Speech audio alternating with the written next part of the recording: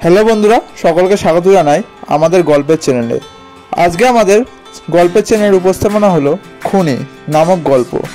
চলো বন্ধুরা, দেরি না করে আজকের গল্পটি শুরু করা যাক। না, আরে না, আজকেই ওকে শেষ করব।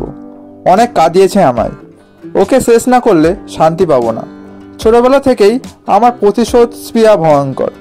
একবার একটা ছেলে আমায় পাথর ছুঁড়েছিল, আমি তককে ছিলাম। সুযোগ বুঝে একদিন মাথা ফাটিয়ে দিয়েছিলাম হেরেটার। বিছানার লেপটা তুলে চকচকে ছুরিটা নিয়ে আস্তে আস্তে ওর কাছে গেলাম। বুকটা ডিপ ডিপ করছে, ঘুমোচ্ছেও। শেষ একবার ওকে আদর করে ইচ্ছা হলো। পরনের চাদরটা খুলে নিলাম নীরবে। ছুরি দিয়ে গোলাপি জামাটা ছিঁড়ে ফেললাম। ও উলঙ্গ। এখন নিটো শরীরটায় হাত বুলালাম আপাত মস্তক। ফর্সা শরীরটা শেষবারের মতো দেখে নিয়ে বুকে দিলাম ছুরিটা বসিয়ে। তবু যেন শান্তি পেলাম না। বটিটা নিয়ে এলাম রান্নাঘর থেকে, টুকরো টুকরো করলাম ওকে।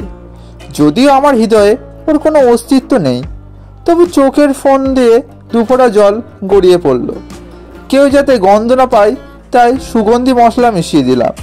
শরীরটা বিয়ে বাড়ির মাংসের সাথে মিলিয়ে দিলাম। কেউ বুঝতেই পারলো না।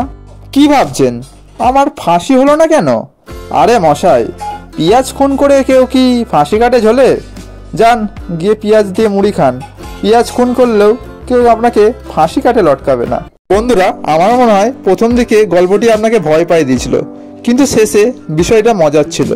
তাই এরকম গল্প পেতে আমাদের চ্যানেলটিকে সাবস্ক্রাইব করে রাখবেন।